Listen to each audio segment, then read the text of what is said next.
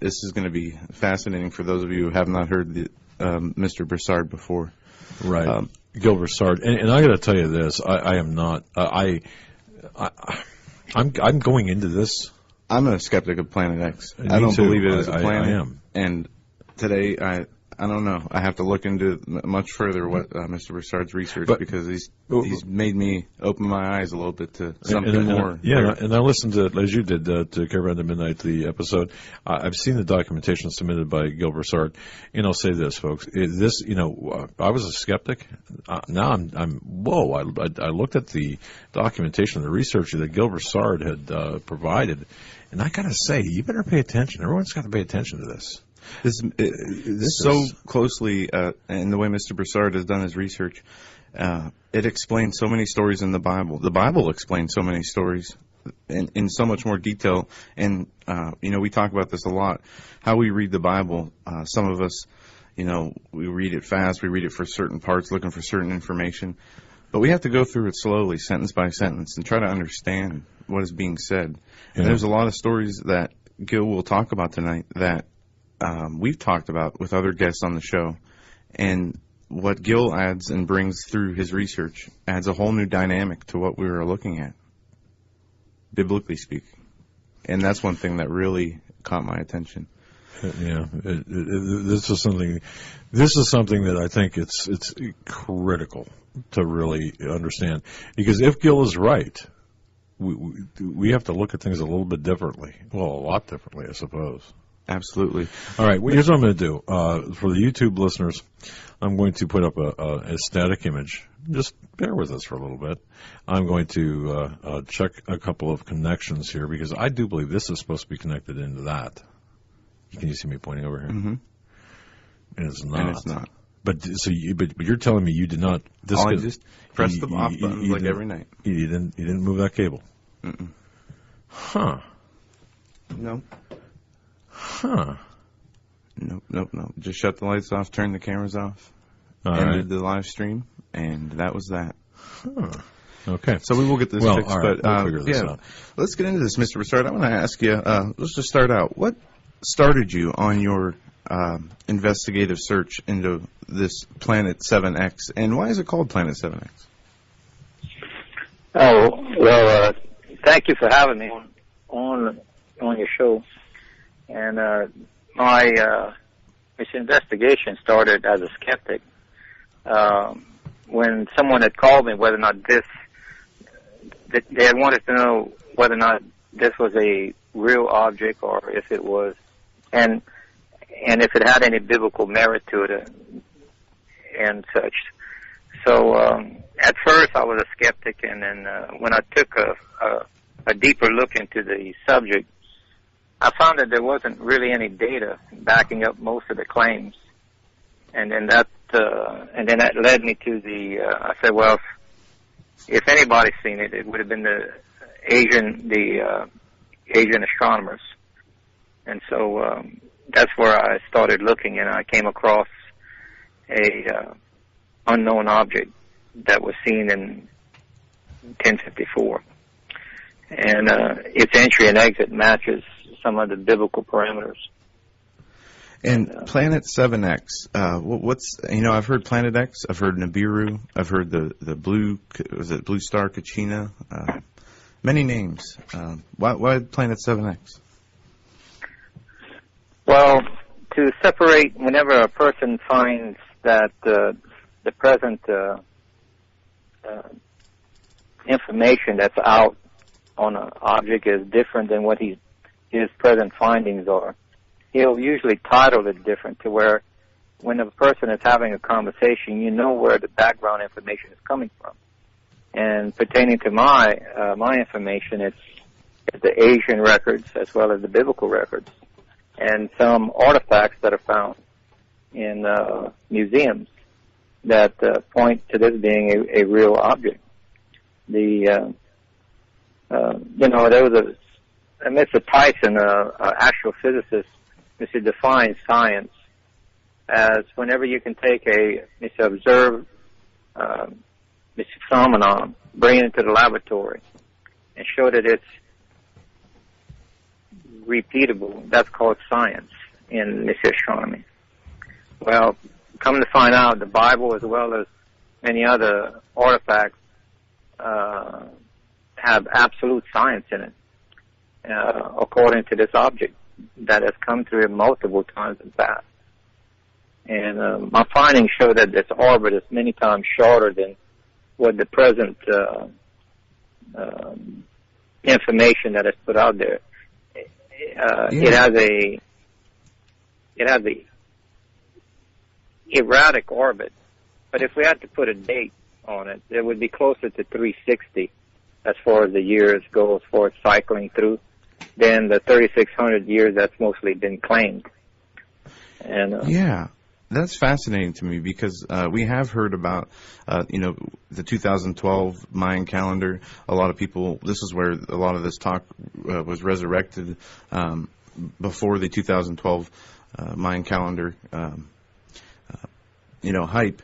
And the 36-year orbit was talked about of a planet X, and people believe that where the Mayan calendar was going was going to usher in this new age of this planet X coming, and people expected it to come, I think on the 21st of December 2012, when the data calendar was supposed to change, but it didn't. And the 360-year time period or cycle is a very biblical number. It is the actual Hebrew number of days in a year, for a time, at least. I believe that's different now. And the Enoch, there's some references in Enoch in what you said, tying it into the 70 generations that match up exactly with the 70 Jubilees in what you talk about. Yes, that was, the math is shocking the way it works out. There is a lot of data in the Bible whenever you start looking at it through astronomy eyes. And without this data, which is this white paper report is what I use. I use scientific report. I don't use hearsay. But this report that made the biggest difference was its title is called the Re-Evaluation of Eastern and Western Records of the Supernova of 1054. And that came out of the Dublin Institute of Advanced Studies. And it proves that the supernova was seen earlier, like 2 or 3 months earlier. That this object, which is talked about in the paper, was seen for 26 months. 13 months coming in and 13 months leaving. And the Asian astronomers, the Chinese, Korean, and Japanese astronomers, documented so well with their elevation, their position, and their distance by known stars, that I made an attempt to plot it, and it came out to this object is on the planetary plane of Earth, and it has an entry and exit that crosses Earth's path twice, and this is a considerably large object, and we wouldn't. The scientific term for this would be an NEO, a near Earth object. Very fascinating. Gill, I want to just give you a brief update. We have fixed the computer issue. We will be able to start showing graphics in just a few minutes. We got it up here. My dad's just got to come back in here and work the camera. So we'll be able to follow along with the stories, especially the biblical stories. And the graphics you created, I love the creativity you put into these graphics because there's so many different dimensions. You're talking about, mathematics, physics, astronomy. You're talking about Bible, prophecy, theology. I mean, all these things are intertwined. History, secular and religious, are all compiled into this story that you've put together. And I think that's something that grabs attention of everyone. It doesn't matter what side you're on or what you believe. It's been documented throughout history that these things have happened. Sure, there's multiple sciences, even archaeology and the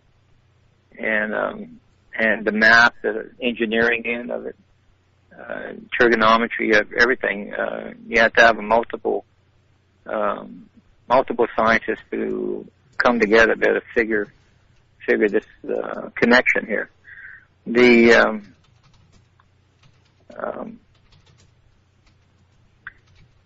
let me see. I wanted to tell you something. Now I forgot it. Let's see here. The scientific white paper we were talking earlier about is the hinge point. Without this document here, and there's more than one that talks about this. There's another one from Malaysia, and it was written a little bit earlier than this one. Without this document right here, and I actually qualified this, that the only reason why we have this document today, it seems like, is because it was mislabeled. Because it seems like there's been a great censorship pertaining to this object. In Europe, I mean, this is when people were looking for data for the supernova. They were saying it's mysteriously missing in Europe, as if the authorities had wiped the shelves, or that there was a large volcano that blotted out the skies for 26 months, which is unlikely. Okay. Now, this is their comments pertaining to a supernova. But they knew, the people of that time period, as well as we know today, that it's not a supernova. It's our so-called Planet X, if we want to call it that. And so we have an unbiased comment pertaining to the supernova that clearly identifies that there's censorship going on.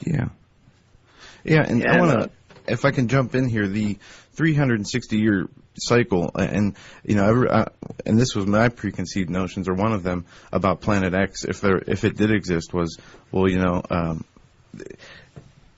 what you lay out is it's not always something that is a extinction level event.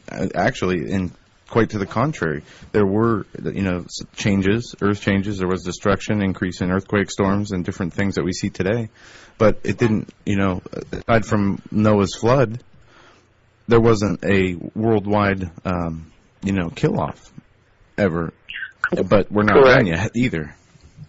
Correct. One of the largest die-offs was during the Black Plague, which new studies and new misreports, going back and reviewing the documented misreports, it's quite obvious now that much of these deaths were caused by a meteor shower. Some said it was a comet, but I would say it's a meteor shower.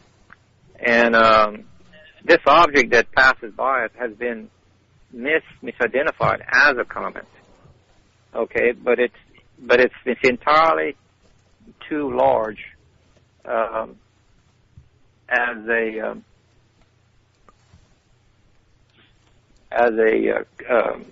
heavenly body to be a comet. Gotcha. It would have to be a whole new category. There's a gentleman in South America, Ferranza, his name is. He was an astronomer, and he coined the term planet/comet, and that's basically the best description. It's a planet-sized object with an elliptical orbit like a comet, has a tail like a comet, but it's too massive to to meet as far as what we would think a comet would be. And, Gill, ladies and gentlemen, we're talking with Gill Broussard. He's really the author, the person who put together, the independent researcher who put together Planet X, or Planet 7X. I'm sorry, my people are destroyed for lack of knowledge. Mr. Broussard, we do have right now the capability of putting up the entire presentation for those watching via YouTube Live. Just go to HAGMANN.com, click on the link to our YouTube channel. There you can catch the entire broadcast live. Where do you want me to put this, and then we're going to let you continue with your what page, or what slide? Move on down to let's see, the Chinese guest star, which would be page 188. Let me see here. And page 188. Page number. It's up on top. It depends on whether or not you have the presentation or whether or not you have the book. Okay. How many pages you got? 324. 314. Oh, 314. I'm sorry. Okay, I have 318, so we're going to be very close. Okay. Sure. In the bookmarks here, in the marks, I've got Sodom and Gomorrah. It starts out with the Cain flood, Noah flood, and Tower of Babel. And yeah, so if you go down about halfway, you see the Chinese guest star. There we go. Okay, I'm clicking on that, and bang, we're there. Okay, so folks watching this live via YouTube, pay attention to your screen. Go ahead, Mr. Broussard. All right. It shows you the location of the capitals at the time that these astronomers saw the object between China, Korea, and Japan. These were the points where they did their observation. If you see that to the right, you see a dragon with an actual planet in the center of it, and it has lightning coming out the ends. Right. This is a picture that I took when I was in Beijing, which is on a bronze bell. It's throughout their culture. The dragon is called, or in our Bible it's called the fiery dragon of old. And matter of fact, it even goes back, if you look at remember Zeus, the legends they had about Zeus throwing lightning bolts and destroying mountains. Well, when the two planets get close enough to each other, they tilt, and when they get very close, you have lightning. You have electrical discharges between the two planets, because the universe is an electric universe. It's not gravity rooted. It's a electrical